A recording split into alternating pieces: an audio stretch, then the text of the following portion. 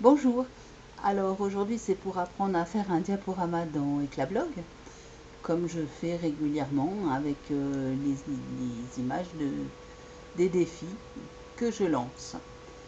Alors pour cela, on va créer un nouvel article, on met le titre qu'on veut ici et on va cliquer ici dans le code source. On va supprimer les deux P. Voilà.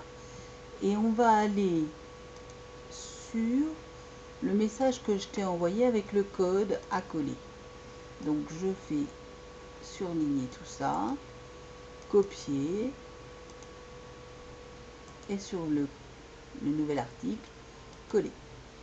Donc voilà, ça c'est copié exactement comme c'était fait. Donc ici il y a marqué URL de l'image et c'est ça qui va déterminer l'image qui sera dans ton diaporama. Alors pour cela, tu vas là où tu veux mettre tes images. Donc là, en l'occurrence, je suis sur le scrap automne, le dernier défi. Et je vais chercher l'URL de ma première image, c'est-à-dire la mienne. Pour ça, je me positionne sur l'image, je clique à droite sur ma souris et je fais copier l'adresse de l'image. Je retourne dans l'article que je suis en train de faire et ici sur URL de l'image que j'ai surlignée, je clique à droite sur ma souris et je fais coller. Donc URL de l'image a été remplacée par l'URL de l'image.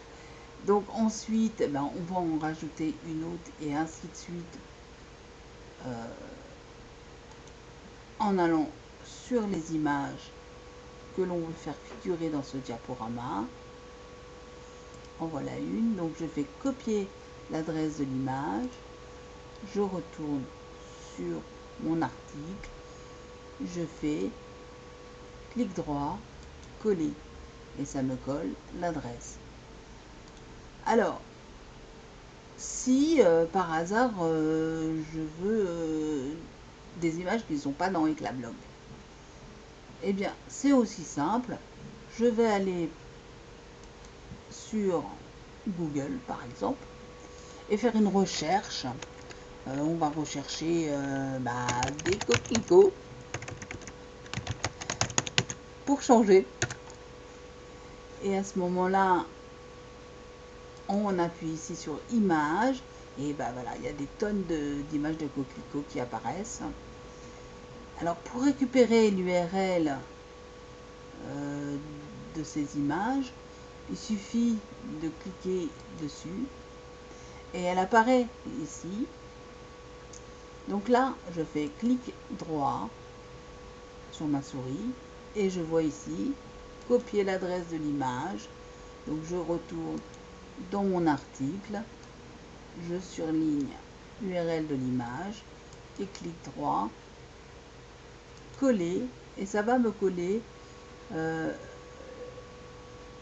donc l'adresse de Google. Il est un peu long par rapport à Eclablog, ça n'a rien à voir, hein, mais il ne faut pas s'inquiéter, c'est bien comme ça que ça fonctionne. D'ailleurs, on va en faire une deuxième pour vérifier. Je surligne URL de l'image, je retourne dans ma recherche Google et puis je prends n'importe laquelle, celle-ci, allez, clic droit sur ma souris, copier l'adresse de l'image, je retourne dans mon article et à la place d'URL d'image, je fais clic droit, coller et ça va me coller l'adresse de l'image que j'ai vue dans Google. Alors ici, si je veux rajouter encore des images dans mon diaporama, eh bien, je retourne sur le code que je t'ai donné et je copie uniquement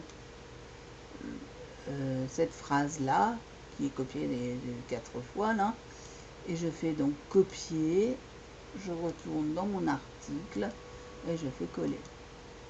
Et voilà, maintenant j'ai la possibilité de rajouter des images. Donc je vais aller chercher d'autres adresses d'images, etc. Donc une fois que j'ai terminé tout ça, je vais faire OK. Et voilà, je vois que mon diaporama, bah, il fonctionne. Hein. Il y a les images que j'ai collées, y compris celles de Coquelicot que j'ai été chercher sur Google. Voilà, donc quand on a terminé ça, bien, soit on publie, soit on garde et on continue à modifier